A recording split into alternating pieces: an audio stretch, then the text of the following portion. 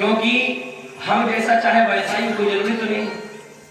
अरे भाई हमारी इच्छा थोड़ी है, परमात्मा हमको खुद की इच्छा पड़ी है, और भगवान तो 84 लाख जीवों की पड़ी है। तो हम चाहे जो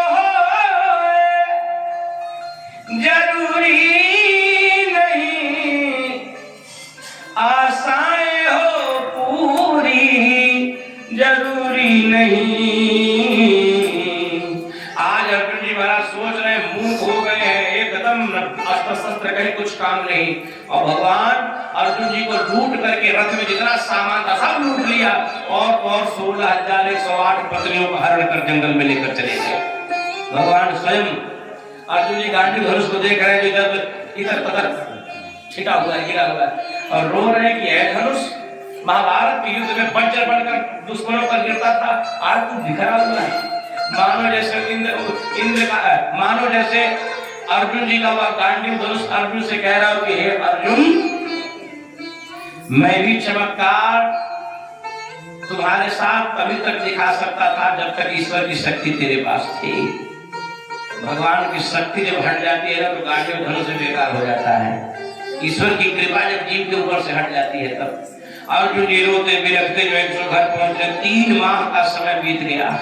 आज जब सवेरा हुआ तो आपकी प्रकृति युधिष्ठिर जी को बड़ी अलग दिखी।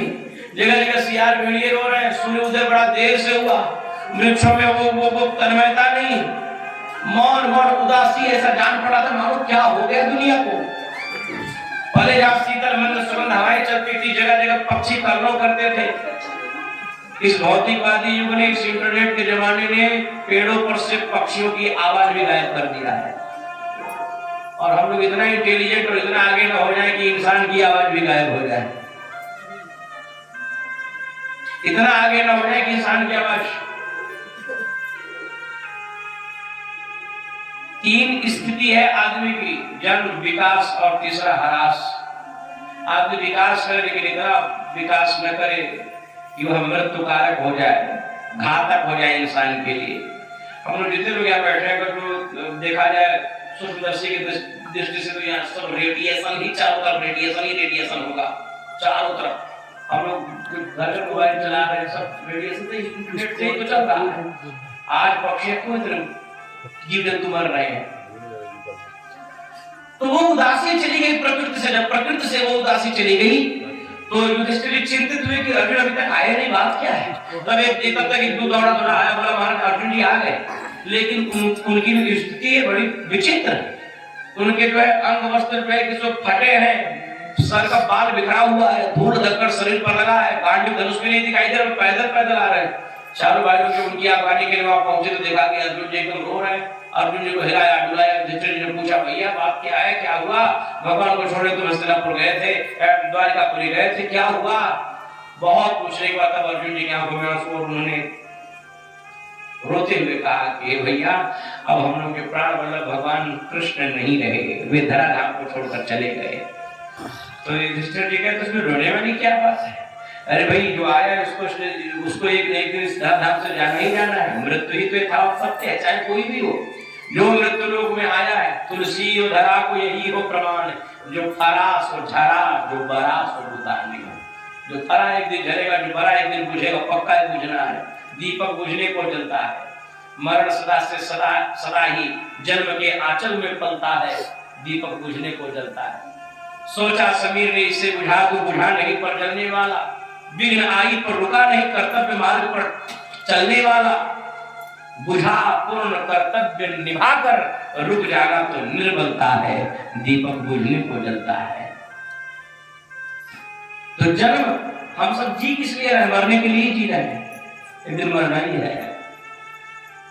युधिष्ठिर जी समझाए कोई बात नहीं, भगवान हमारे चले गए, भगवान धरती का लाभ उतारने के लिए आए थे, और भगवान जाते जाते आप सबको भी संदेशा दे गए कि अब आप लोग भी आइए। इसीलिए धर्मराज युधिष्ठिर ने सोचे सारे वासियों को इकट्ठा किए और परीक्षित जी को चक्रवर्ती सम्राट बना दिया जाता है। परीक्षित जी को राजा बना दिया गया, और ये सोचे कि अब हम पांचों भाई वन की तलहटी में चले, हिमालय की तलहटी में तब तपस्या के लिए चले, वहीं से स्वर्गारोहण हो जाएगा।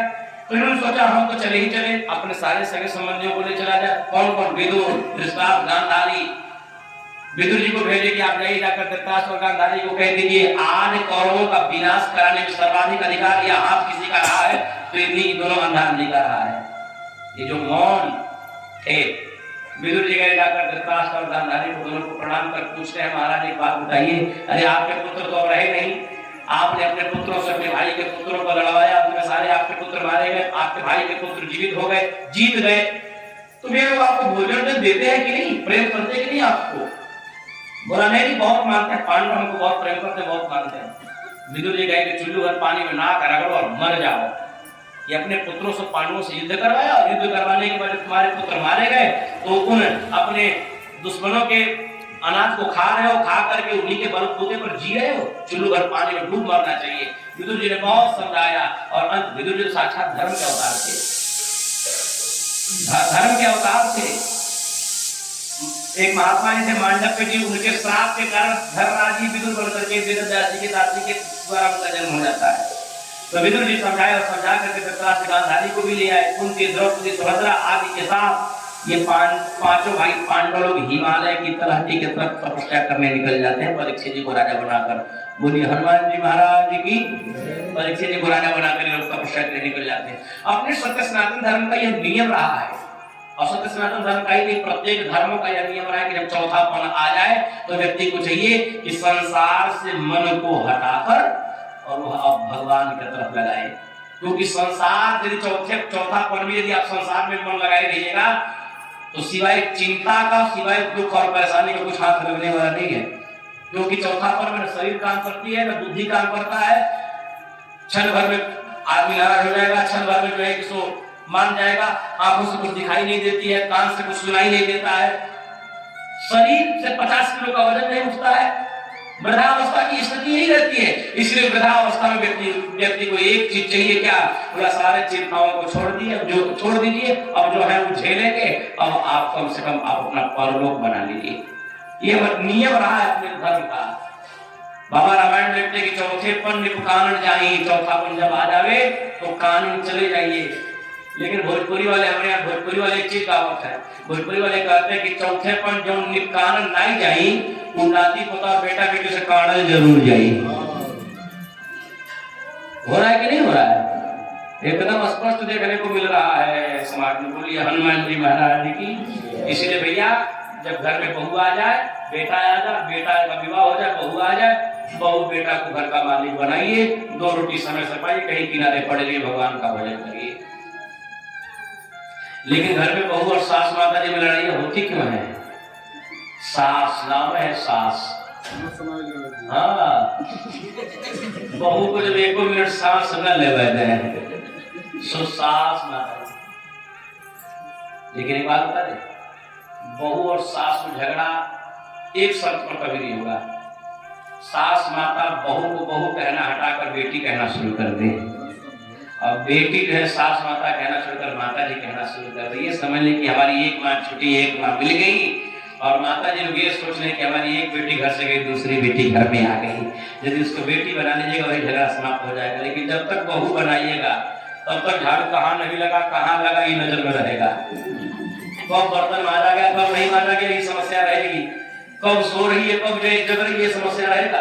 और वही काम अगर बेटी करेगी तो माता जी लोग बोलेगी नहीं, बोलेंगे बेटी हमारी है। इसीलिए माँ यदि बहू को अपनी बेटी समझ ले और बेटी यदि अपनी सास माता को अपनी माँ समझ ले, पति की माँ तो हमारी माँ, ये भाव ले झगड़ा समाप्त हो जाएगा। बोलिए हनुमान जी महाराज की। और आगे हर आदमी का अपना अपना प्रारब्ध है, जैसा जैसा जिसका प्रारब्ध वो झेल रहा है, भोग रहा है। बोले श्यावर रामचंद्र भगवान की।